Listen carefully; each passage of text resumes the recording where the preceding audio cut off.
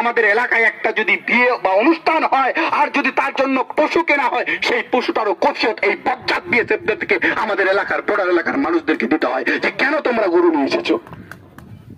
এই হচ্ছে বিএসএফ। আমার মাটা কালকে সকালে ওপারে যাবে, কখন এদের টাইম থাকবে 7টায় তো কখন এদের 12টায় টাইম হয়। এরা নিজের মতো করে আইন রাখে।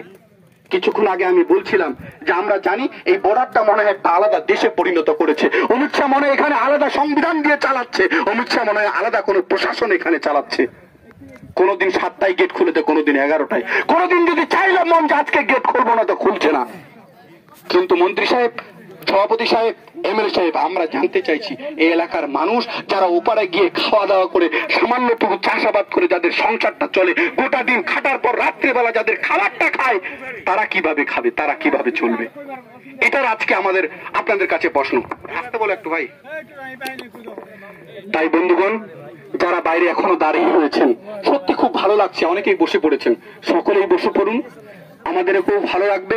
এবং আমাদের নেতৃত্ব, যার নেতৃত্বে আজকে আমরা এই জায়গায় এসেছি, সর্বভারতীয় নেত্রী, আমার আপনার অগ্নিকন্যা, পশ্চিমবাংলার উন্নয়নের অগ্নিকন্যা যিনি, মমতা বন্দ্যোপাধ্যায় এবং অভিষেক ব্যানার্জির নির্দেশে আজকে আমাদের মন্ত্রী থেকে শুরু করে জেলা সভাপতি থেকে শুরু করে আমার বিধায়ক সহ সকলেই আমরা এখানে উপস্থিত হয়েছি।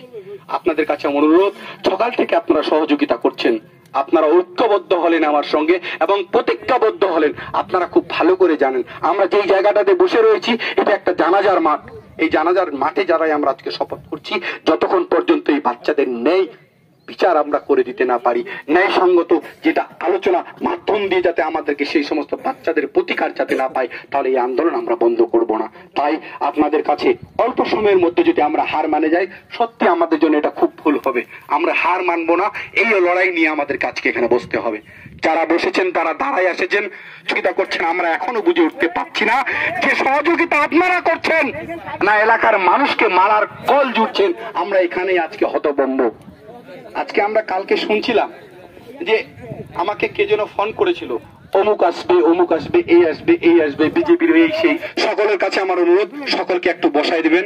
কারণ একটাই, যে আমরা আজকে এই বিক্ষোভ কর্মসূচি যতক্ষণ পর্যন্ত না আমাদের ঊর্ধ্বতন নেতৃত্বের পক্ষে থেকে খবর আসছে, ততক্ষণ পর্যন্ত আমরা এই বিক্ষোভ আন্দোলন চালিয়ে যাব। আমরা এরপরেই আমি আজকের এই বিক্ষোভ সম্বন্ধে কিছু কথা রাখবার জন্য অনুরোধ রাখবো চোপড়া পঞ্চায়েত সমিতির সহকারী সভাপতি মাননীয় ফজলুল হক মহাশয়কে কিছু বক্তব্য রাখার জন্য অনুরোধ করছি। সাহেব, আমাদের জেলা প্রেসিডেন্ট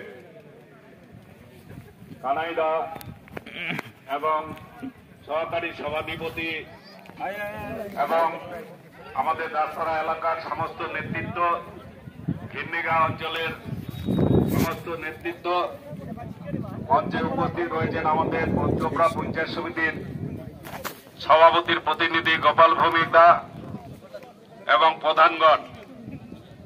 এখানে একটা স্লোগান হচ্ছিল, স্লোগানে আমাদের জিয়াউল বাবু দিল, আমরা এটা লড়বো, আমরা যে এই অবস্থানটা করব, আপনারা সকলে মিলে হচ্ছে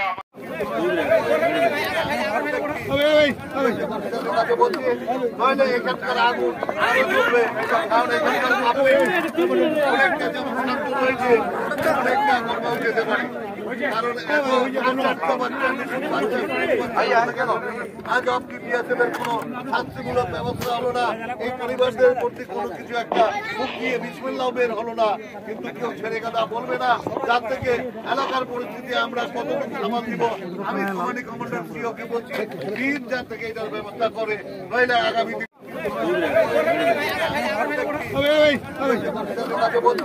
নইলে এখানকার আগুন আরো জ্বলবে। কারণ এখানকার অনেকটা জনশনাক্ত রয়েছে, অনেকটা কর্ম যেতে পারে। কারণ আজ অব্দি বিএসএফের কোন শাস্তিমূলক ব্যবস্থা হলো না, এই পরিবারদের প্রতি কোনো কিছু একটা মুখ দিয়ে বিসমিল্লাহ বের হলো না, কিন্তু কেউ ছেড়ে কথা বলবে না, যার থেকে এলাকার পরিস্থিতি আমরা কতটুকু সামাল দিব। আমি কমান্ডিং কমান্ডার সিওকে বলছি, প্লিজ যার থেকে এটার ব্যবস্থা করে, নইলে আগামী